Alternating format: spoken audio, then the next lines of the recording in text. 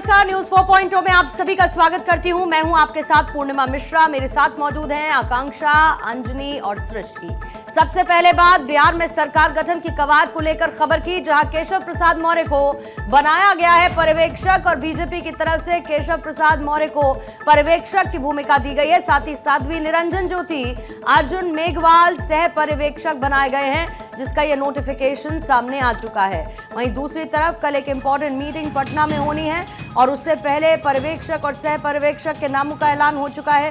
केशव प्रसाद मौर्य जो लगातार चुनाव को लेकर टीम का हिस्सा रहे, उन्हें पर्यवेक्षक बनाया गया। बिहार में सरकार गठन की कवायद इसी के साथ तेज होती है। बीजेपी विधायक दल की भी कल बैठक होनी है।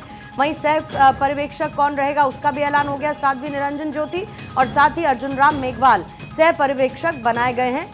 यानी कि मुख्यमंत्री के नाम पर मोहर का सिलसिला इसी के साथ शुरू होगा। कल इंपॉर्टेंट मीटिंग विधायक दल की होनी है और बीजेपी विधायक दल की बैठक में बीजेपी विधायक दल का नेता पटना में कल चुना जाएगा। उससे पहले पर्यवेक्षक और सह पर्यवेक्षक के नाम का ऐलान कर दिया गया है।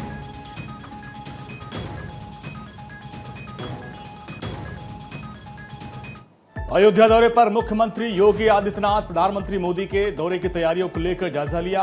राम मंदिर में सीएम योगी ने रामलला की पूजा अर्चना की। 25 नवंबर को प्रधानमंत्री मोदी का अयोध्या में दौरा है और उस दौरान अयोध्या मंदिर पर धर्म ध्वजा फहराई जाएगी। इस कार्यक्रम में बड़ी संख्या में साधु संतों को आमंत्रित किया गया है और उन तैयारियों का निरीक्षण करने के लिए मुख्यमंत्री योगी आदित्यनाथ अयोध्या पहुंचे और रामलला का पूजा और दर्शन किया। प्रधानमंत्री मोदी 25 नवंबर को अयोध्या में पहुंचेंगे और उसके पहले तैयारियों का निरीक्षण करने के लिए मुख्यमंत्री योगी आदित्यनाथ अयोध्या दौरे पर पहुंचे हैं। ये भव्य कार्यक्रम होगा और इसी के साथ मंदिर निर्माण की प्रक्रिया पूरी हो जाएगी और उसका जायजा लेने के लिए मुख्यमंत्री योगी आदित्यनाथ अयोध्या पहुंचे और अयोध्या पहुंचने के बाद रामलला के दर्शन किए।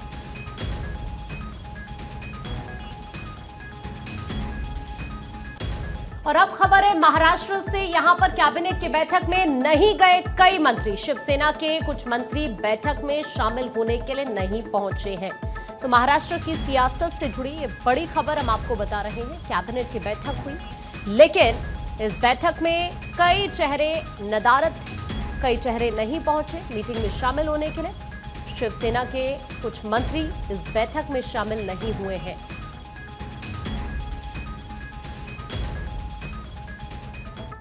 तो महाराष्ट्र से ही बड़ी खबर है, जहां बीजेपी शिंदे गुट में तनातनी पर सफाई सामने आई है। बीजेपी के मंत्री चंद्रशेखर बावनकुले का स्टेटमेंट सामने आया है। शिवसेना के मंत्री कैबिनेट मीटिंग में मौजूद थे, ये उनकी ओर से कहा गया है। किसी भी तरह का बहिष्कार नहीं हुआ, ये बावनकुले की ओर से सफाई पेश की गई है। तो सवाल लगातार उठ रहे थे, जिस तरीके से कैबिनेट में शिवसेना के कई मंत्री शामिल नहीं हुए, जिसके बाद क्या कोई खटपट है।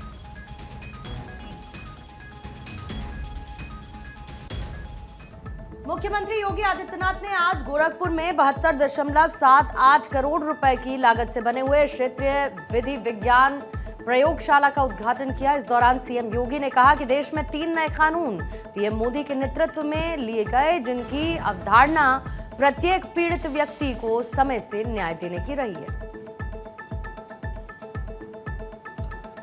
सीएम योगी ने कहा कि ब्रिटिश कालखंड की जो अवधारणा थी दंड पर आधारित, इससे अलग हटकर व्यक्ति को न्याय मिले और समय से न्याय मिले, और इसी वजह से भारतीय न्याय संहिता 2023, भारतीय नागरिक सुरक्षा संहिता 2023 और भारतीय साक्ष्य अधिनियम 2023 को पिछले वर्ष जुलाई में लागू किया गया। और भाइयों,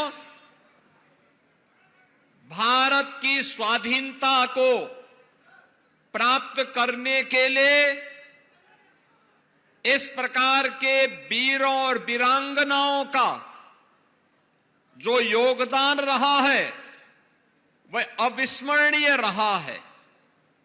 और लखनऊ की भूमि तो इस मामले में अनोखी है। प्रथम स्वातंत्र समर की अमर योद्धा के रूप में वीरांगना उदा देवी का स्मरण हम सब करते हैं। वह न केवल नारी जाति के लिए बल्कि हर हिंदुस्तानी के लिए एक प्रेरणा है, इसलिए इस अवसर पर मैं उनकी स्मृतियों को नमन करता हूं।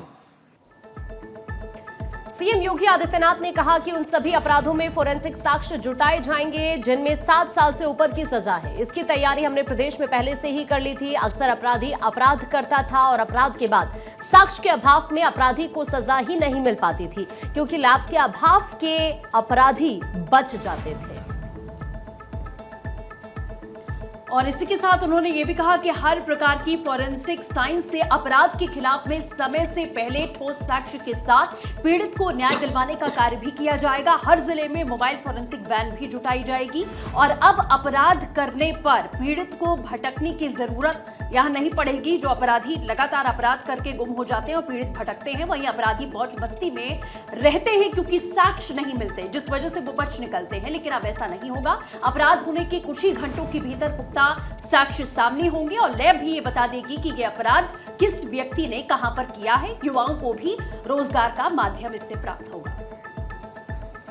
बहन और भाइयों, उत्तर प्रदेश में डबल इंजन की सरकार है। आदरणीय प्रधानमंत्री नरेंद्र मोदी जी के मार्गदर्शन में विरासत के सम्मान की बात जब होती है तो विरासत के सम्मान की बात अगर काशी में काशी विश्वनाथ धाम और अयोध्या में श्री राम जन्मभूमि पर भगवान राम के भव्य मंदिर के निर्माण का है, तो लखनऊ में महाराजा बिजली पासी किला के पास उसके सुंदरीकरण के कार्य के साथ ही लाइट एंड साउंड का कार्यक्रम भी ये डबल इंजन की सरकार ने ही, भारतीय जनता पार्टी की ही सरकारों ने उस कार्यक्रम को आगे बढ़ाया। दिल्ली की मुख्यमंत्री रेखा गुप्ता ने आज आजादपुर में 40 नई इलेक्ट्रिक बसेस और एक आधुनिक बस टर्मिनल को हरी झंडी दिखाई। इस मौके पर सांसद प्रवीण खंडेलवाल, दिल्ली के परिवहन मंत्री पंकज कुमार सिंह और आदर्श नगर से बीजेपी के विधायक राजकुमार भाटिया मौजूद रहे। मुख्यमंत्री रेखा गुप्ता ने लोगों को संबोधित करते हुए कहा कि मैं आप सभी को बधाई देना चाहती हूं और आज का दिन सरकार की एक उपलब्धि है। ये बदलाव आपके वोट की ताकत से आया है। इस दौरान रेखा गुप्ता ने विपक्ष पर निशाना साधते हुए कहा कि उन्होंने विज्ञापनों की सरकार बनाई जो राजधानी में विकास लाने में विफल रही। उन्होंने आगे बताया कि वर्तमान दिल्ली सरकार ने विज्ञापन नहीं बल्कि प्रगति की है।